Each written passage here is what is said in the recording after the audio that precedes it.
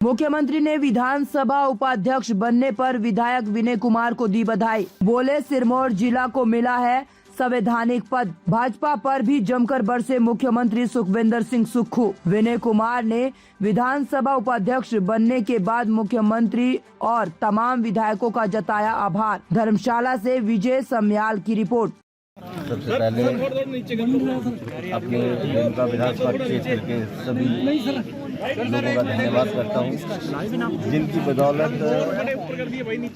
मैं आज तीसरी बार उनके विधानसभा में आया हूँ अपने विधानसभा क्षेत्र के लोगों की वजह से। और इससे पूर्व मेरे स्वर्गीय पिता डॉक्टर प्रेम सिंह जी भी इस माननीय सदन के सदस्य 6 बार रहे हैं और पहली बार डॉक्टर वाई.एस. परमार जी के बाद, क्योंकि वो मेरे विधानसभा क्षेत्र को रिप्रेजेंट करते थे और मुझे बेहद खुशी है कि जिस विधानसभा क्षेत्र से प्रथम मुख्यमंत्री और हिमाचल निर्माता रहे हैं उसी विधानसभा क्षेत्र को मैं भी रिप्रेजेंट करता हूं। और उनके बाद ये पहला मौका है कि एक कॉन्स्टिट्यूशनल पोस्ट पर हमें यहाँ नवाजा गया, तो मैं उसके लिए माननीय मुख्यमंत्री जी का धन्यवाद करता हूँ, उप मुख्यमंत्री जी का धन्यवाद करता हूँ और नेता प्रतिपक्ष जयराम जी का भी धन्यवाद करता हूँ।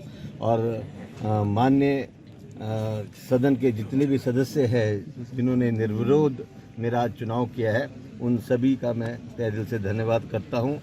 और विशेष तौर पे जो रेणुका विधानसभा क्षेत्र के लोग यहां आज पहुंचे हैं, उन सब का इतने दूर आने पे मैं धन्यवाद करता हूं। और मैं विश्वास दिलाता हूं कि जो हमारे विधानसभा क्षेत्र की जो विकास है उसको हम गति देंगे और आगे बेहतर काम कर सकेंगे। देखिए ऐसा है,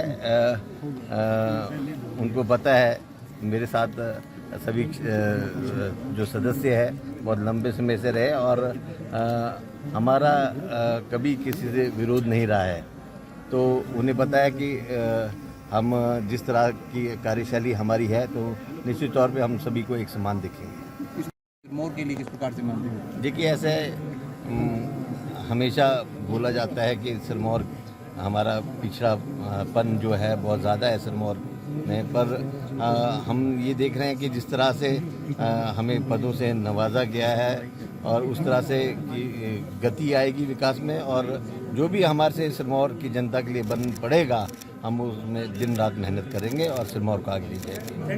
पहला दिन कैसा रहा?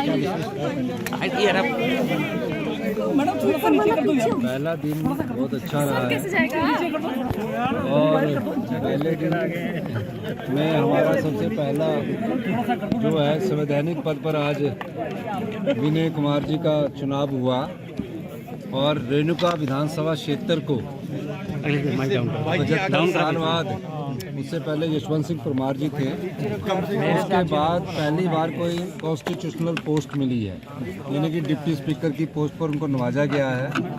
विनय जी का परिवार कांग्रेस पार्टी की विचारधारा से पिछले कई सालों से जुड़ा हुआ है। विनय जी तीसरी बार विधायक बने।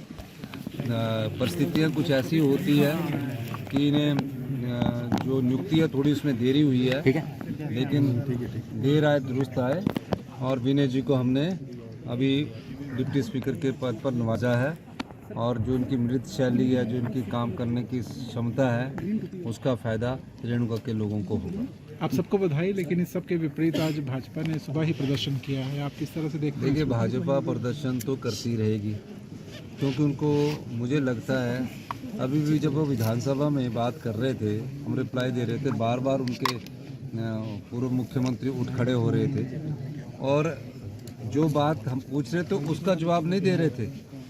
हमने कहा भी वाटर कमीशन में आप लोग जाइए और दिल्ली में आप केंद्र सरकार के जो उपक्रम हैं, जो NTPC है, NHPC है, SJVNL है, उनको बोलिए कि जो वाटर कमीशन की आपने रिट की है हिमाचल प्रदेश हाई कोर्ट में, उसको विड्रॉ करिए और हमारे जो पैसे हिमाचल के लोगों के बनते हैं वाटर कमीशन के रूप में उसको दीजिए।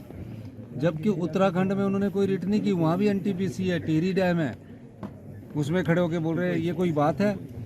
तो मैंने उनको कहा कि आप इसमें जाइए, तो उनको थोड़ा सा हर चीज़ का दर्द होता है ना, जब थोड़ा बहुत दुख होता है तो वो दुखी मन से क्या कहना है वो नहीं, अपनी बात को टालने की कोशिश करते हैं। ना आपदा में खड़े हुए, ना वाटर कमीशन में जो हम हिमाचल के लोगों के अधिकार की लड़ाई लड़ रहे हैं उसमें खड़े हो रहे हैं। सिर्फ विधानसभा में किस तरह उनका ध्यान अखबार में उन सुर्खियाँ बने, उस दृष्टिकोण से वो आज विधानसभा के सत्र में आते हैं। आज तो पहला दिन है, आज तो थोड़ी शांति से बैठे रहे, लेकिन जैसे उन पर दबाव बढ़ेगा तो वॉकआउट की प्रक्रिया भी शुरू हो जाएगी। सर दूसरी तरफ बीजेपी से तो कभी हम मान नहीं सकते। मैंने कहा कि 2023-24 में केवल 6600 करोड़ रुपए की कर्ज की लिमिट भारत सरकार ने हमारी अप्रूव की है। बीजेपी के समय 14,000 करोड़ की कर्ज की लिमिट थी 22-23 में, और सारा अवेल किया उन्होंने। तो हमको पूछ रहे हैं, तो झूठ जितना भी सच से टकराएगा, बार बार टकराता है झूठ, किसी न किसी रूप में बदल कर आता है झूठ, लेकिन जीत सच्चाई की होती है। सर कांग्रेस वर्किंग कमेटी की बैठक में जा रहे हैं आप? हाँ, अभी तो मुझे कल ही चिट्ठी मिली है।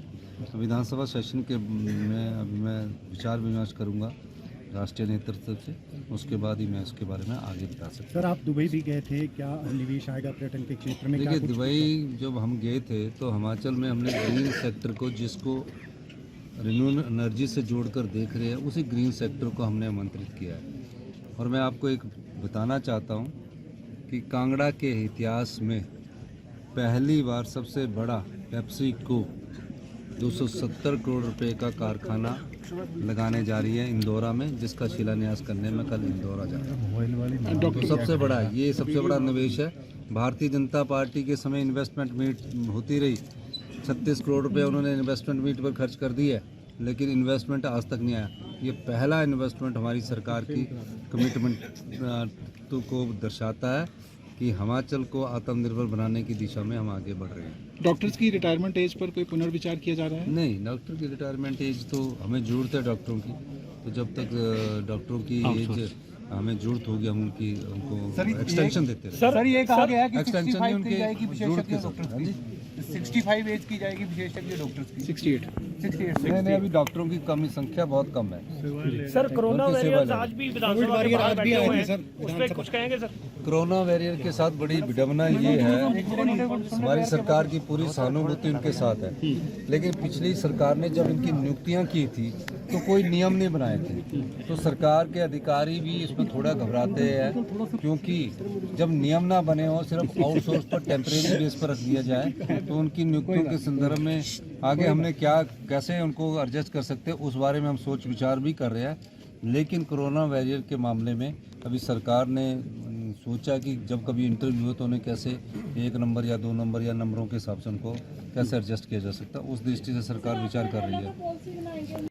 सर आज और पिछले कल भाजपा ने आपकी गारंटियों को लेकर के सवाल उठाए हैं, आप कुछ कहेंगे इस पर? कौन सी गारंटियों के लेगी? जो भी गारंटियां कांग्रेस ने दी थी तो सरकार ने। 1 साल में 3 गारंटियां पूरी होगी, 5 साल के लिए हम चुनकर आए हैं, तो 10 की 10 गारंटियां हम पूरा करेंगे। ताज़ा खबरों से जुड़े रहने के लिए हमारे चैनल को सब्सक्राइब करें और बेल आइकन को दबाना ना भूलें, ताकि हर खबर की नोटिफिकेशन आपको मिलती रहे।